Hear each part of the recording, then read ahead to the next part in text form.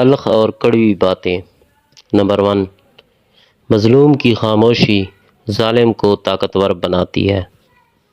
Number 2، اگر باپ کے ہاتھ میں بندوق ہے تو اسے اس غلط فہمی میں نہیں رہنا چاہیے کہ مستقبل میں اس کے بچے ہاتھ میں قلم اٹھائیں گے۔ نمبر 3، کاروبار کے لیے سرمایہ کے ساتھ ساتھ اچھا اخلاق بھی ضروری ہے۔ بد اخلاق لوگ کاروبار میں کبھی بھی کامیاب نہیں ہو سکتے۔ نمبر 4، میں نوجوان نسل کو نصیحت سے نہیں بلکہ اپنے اخلاق و کردار سے متاثر کرنے کی کوشش کرتا ہوں۔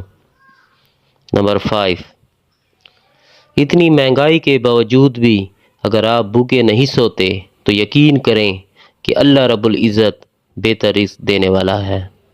تھینکس۔